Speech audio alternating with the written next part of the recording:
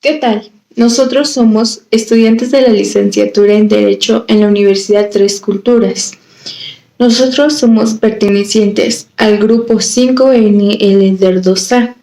En esta cápsula hablaremos sobre las mujeres víctimas de tortura sexual en Atenco versus México, dando un análisis jurídico de algunos de los delitos que fueron cometidos por los servidores públicos, tomando en cuenta una comparación en la legislación que en su momento estuvo y en la legislación actual, tomando en cuenta que este video se está haciendo en el 2021.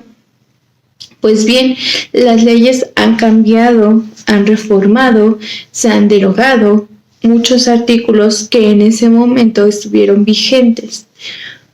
Por eso es que se hará un tipo de derecho comparado en alguno de los delitos en el cual ya no se encuentra esos artículos o esos párrafos vigentes.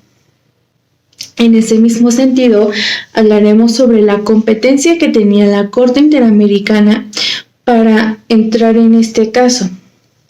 Asimismo, se dará la resolución que emite igual esta institución que es la Corte Interamericana.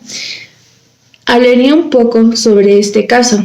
Día 3 y 4 de mayo del año 2006, la Policía Municipal de Texcoco y de San Salvador Atenco, la Policía Estatal del Estado de México y la Policía Federal Preventiva adelantaron operativos en los municipios de San Salvador Atenco y Texcoco, carretera Texcoco-Lechería, para reprimir manifestaciones que se llevaban a cabo en dichos municipios.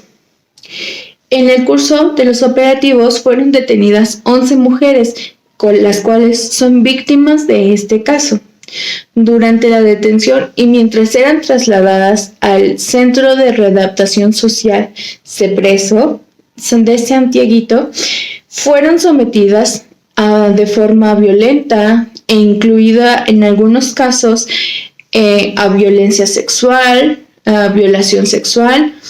Los nombres de las víctimas que se encuentran incluidas en este caso, los cuales son Yolanda Muñoz Diosdado, Norma Aide Jiménez Osorio, María Patricia Romero Hernández, Mariana Selvas Gómez, Georgina Edith Rosales Gutiérrez, Ana María Velasco Rodríguez, Sujelen Gabriela Cuevas Jaramillo, Bárbara Italia Méndez Moreno, María Cristina Sánchez Hernández, Angélica Patricia Torres Linares y Claudia Hernández Martínez.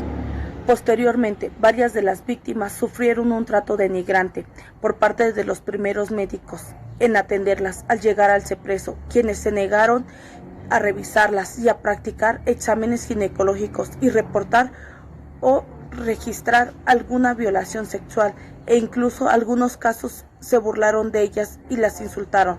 Después del 3 y 4 de mayo del 2006 se iniciaron diversas investigaciones penales en relación de los hechos de violencia, violación sexual y tortura sufridos por las 11 mujeres víctimas del caso. Específicamente, se iniciaron investigaciones penales ante la Jurisdicción Estatal del Estado de México y la Jurisdicción Federal por medio de la Fiscalía Especial para la Atención de Delitos Relacionados con Actos de Violencia contra las Mujeres en el país, FEMIN.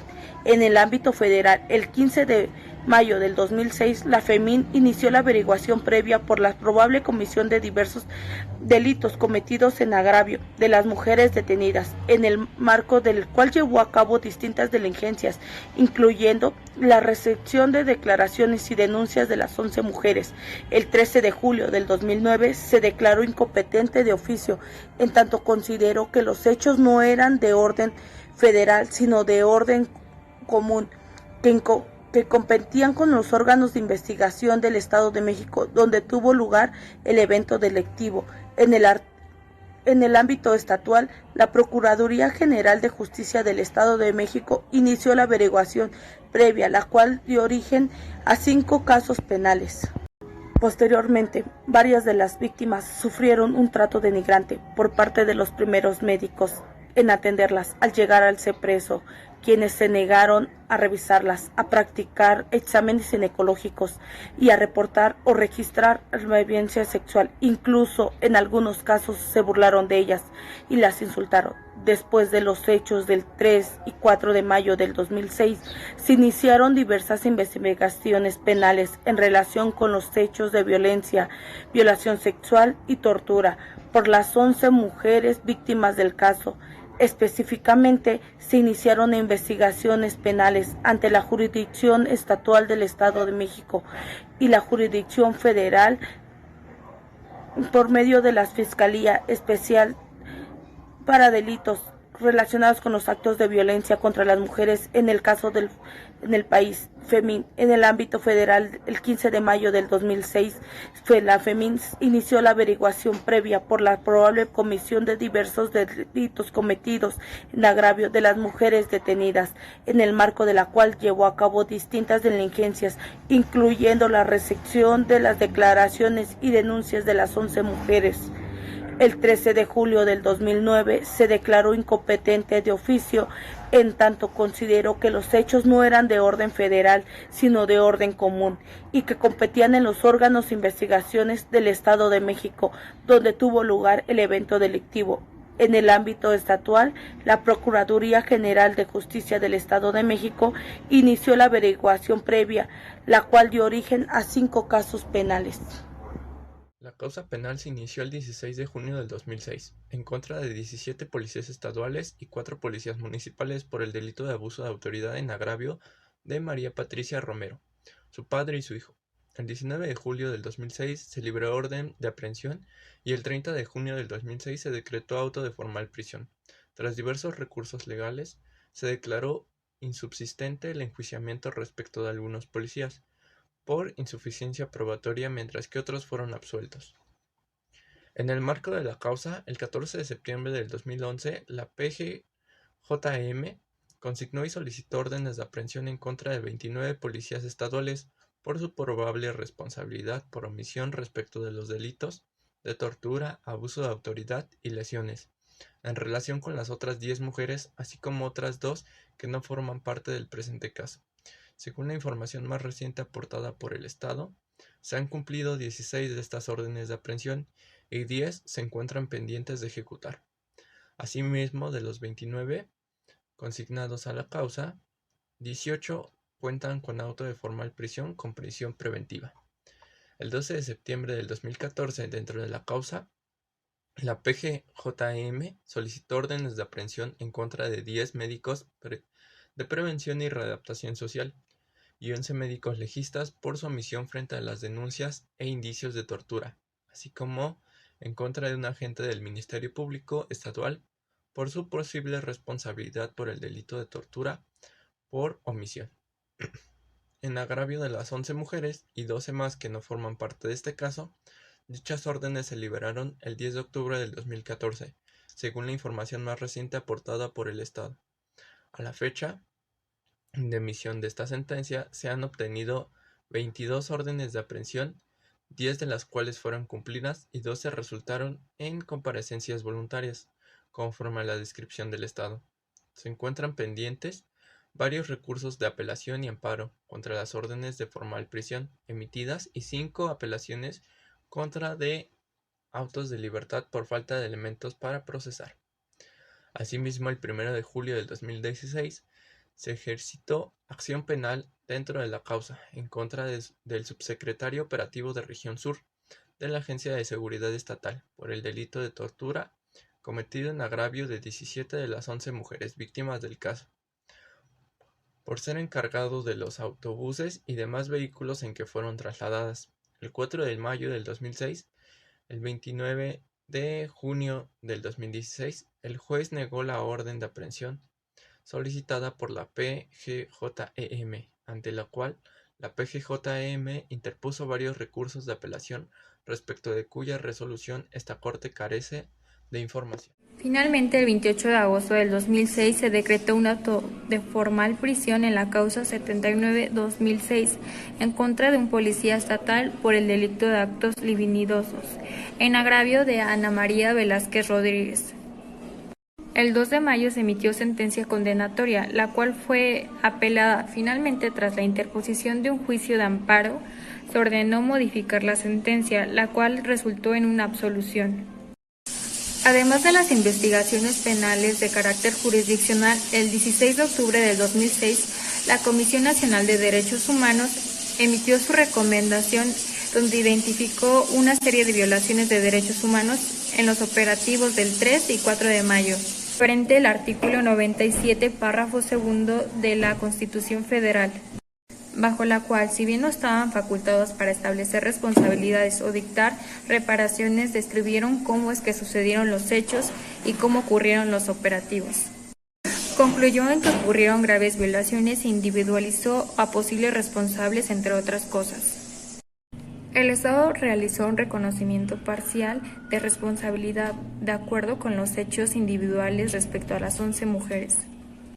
Asimismo, México reconoció su responsabilidad internacional por las violaciones de los derechos de las 11 mujeres, los cuales son libertad personal y garantías judiciales de la Convención, la cual otorga las siguientes en los artículos 5.1, 5.2, 24, 11, 1.1, 1 y 6 de la Convención Interamericana contra la Tortura y 7 de la Convención de Belén do Pará. Por la privación de libertad, la falta de notificación al momento de las razones de detención, por la ausencia de una buena defensa, por la vida privada, por el principio de igualdad, la prohibición de torturas y discriminación, por la violencia física, psicológica y sexual y por los actos de tortura. Por la falta de atención médica y la afectación en la salud, por las garantías y protecciones judiciales e igualdad mencionadas en el artículo 8, 24 y 25 de la Convención. El deber de investigar actos de tortura y de violencia contra la mujer señalados en el artículo 1, 6 y 8 de la Convención Interamericana contra la Tortura y del 7 de la Convención de Belén do Pará. Falta de un marco normativo interno en materia de uso de la fuerza y tortura al momento de los hechos, al igual que la violación de la integridad personal, artículo 5.1 de la Convención de los familiares de las 11 mujeres. El Estado presentó una excepción preliminar alegando que la Comisión había incurrido en un error grave que vulneró su derecho de defensa. En la medida que en el caso presentado durante dicho órgano no se respetó la garantía de equidad procesal de las partes, el principio de seguridad jurídica ni el principio de complementariedad, dicha excepción fue desestimada por la Corte Interamericana. Competencia. La Corte es competente para conocer el presente caso en los términos del artículo 62.3 de la Convención, en razón de que México es Estado parte de la Convención desde el 24 de marzo de 1981 y reconoció la competencia contenciosa de este tribunal el 16 de diciembre de 1998. Asimismo, el Estado depositó los instrumentos de ratificación de la Convención Interamericana para prevenir y sancionar la tortura el 22 de junio de 1987 y de la Convención Interamericana para prevenir, sancionar y erradicar la violencia contra la mujer el 12 de noviembre de 1998, por lo que hace de conformidad a los delitos en los que incurrieron los policías estatales y municipales en razón de la C. María Patricia Romero, podemos encontrar los siguientes. El de tortura, tipificado en el artículo 24, fracción 1 de la Ley General para prevenir, investigar y sancionar la tortura y otros actos o penas crueles, inhumanos o degradantes.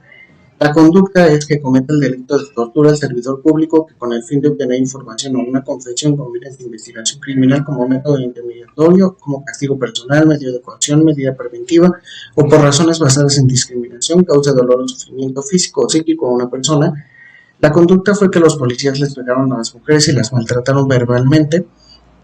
Fue antijurídico porque va en contra de lo que establece la Constitución y tratados internacionales. Se determinó su culpabilidad ya que incurrieron en la función determinada de sus funciones, por lo que son culpables y sobrepasaron los límites que la ley les otorga, y se les impondrá una pena de 10 a 20 años de prisión y de 500 a 1000 de multa. Otro delito sería el de abuso sexual, tipificado en el artículo 259 bis del Código Penal Federal, que menciona que al que con fines lascivos asedia reiteradamente a persona de cualquier sexo, valiéndose de su posición jerárquica derivada de sus relaciones laborales, sustancias domésticas o cualquier otra que implique subordinación. La conducta fue que los policías tocaron a las mujeres sin su consentimiento. ente jurídico porque va en contra de la Constitución y tratados internacionales. Se determinó su culpabilidad porque sobrepasaron los límites que la ley les otorga y se les impondrá sanción de hasta 800 días multa si el hostigador fuese servidor público y utilizase los métodos o circunstancias que su encargo le proporcione, además de que se le inhabilitará para ocupar cualquier otro cargo público hasta por un año. Otro delito del que podemos hablar es la violación, que se encuadra en el artículo 265 y 266, fracción 3 del Código Penal Federal. En el 265 nos habla de que comete el delito de violación quien por medio de violencia física o moral realice cópula con persona de cualquier sexo. Se le impondrá prisión de 8 a 20 años. Y en el artículo 266 bis nos habla de las penas previstas para el abuso sexual y la violencia. Se aumentarán hasta en una mitad en su mínimo y máximo. Cuando el delito fuere cometido por quien desempeña un cargo o empleo público o ejerza su profesión, utilizando los medios o circunstancias que ellos le proporcionen. Además de la pena de prisión, el condenado será destituido del cargo o empleo o suspendido por el término de 5 años en el ejercicio de dicha profesión. Esta conducta la cometieron los policías, les pegaron a las mujeres y las maltrataron verbalmente y fueron penetradas vía vaginal. Es antijurídico porque va en contra de lo que establece la Constitución y los tratados internacionales. La culpabilidad la encontramos cuando fueron penetradas por vía vaginal las mujeres que fueron detenidas. Y esta conducta se sancionará con prisión de 8 a 20 años y la violación se aumentará hasta en una mitad en su mínimo y máximo, cuando además de la pena de prisión el condenado será destituido del cargo o empleo o suspendido por el término de 5 años en el ejercicio de dicha profesión. Y con esto concluimos con el análisis de algunos de los delitos que fueron cometidos en este caso. Ahora hablaremos cómo es que resuelve la Corte Interamericana de los Derechos Humanos y a qué obliga al Estado mexicano. La Corte estableció que su sentencia constituye una forma de reparación. Asimismo, ordenó a México 1. Continuar e iniciar las investigaciones amplias, sistemáticas y minuciosas que sean necesarias para determinar, juzgar y, en su caso, sancionar a todos los responsables de la violencia y tortura sexual sufrida por las 11 mujeres víctimas de este caso. Brindar de forma gratuita e inmediata el tratamiento médico y psicológico o psiquiátrico a las víctimas del presente caso. Realizar en un plazo de 6 meses a partir de la notificación de la presente sentencia las publicaciones ordenadas. Realizar un acto público de reconocimiento de responsabilidad internacional y disculpas públicas. Crear un plan de capacitación de oficiales de la Policía Federal y del Estado de México y establecer un mecanismo de monitoreo y fiscalización para medir y evaluar la efectividad de las políticas e instituciones existentes en materia de rendición de cuentas y monitoreo del uso de la fuerza de la Policía Federal y la Policía del Estado mexicano. Otorgar una beca en una institución pública mexicana de educación superior a favor de Angélica Patricia Torres Linares, Claudia Hernández Martínez y Sugelem Gabriela Cuevas Jaramillo, para realizar estudios superiores técnicos o universitarios. Elaborar un plan de fortalecimiento calendarizado del mecanismo de seguimiento de casos de tortura sexual cometido contra mujeres. Pagar las cantidades fijadas por concepto de indemnizaciones por daños materiales e inmateriales y el reintegro de costas y gastos. Reintegrar el Fondo de Asistencia Legal de Víctimas de la Corte Interamericana de Derechos Humanos, la suma erogada durante la tramitación del caso. La Corte supervisará el cumplimiento íntegro de la sentencia, en el ejercicio de sus atribuciones y en cumplimiento de sus deberes conforme a la Convención Americana de Derechos Humanos, y dará por concluido el presente caso una vez que el Estado haya dado cabal cumplimiento a lo dispuesto en la misma. Con esto concluiremos esta cápsula sobre el caso de las mujeres víctimas de tortura sexual en Atenco contra México. Gracias por su atención.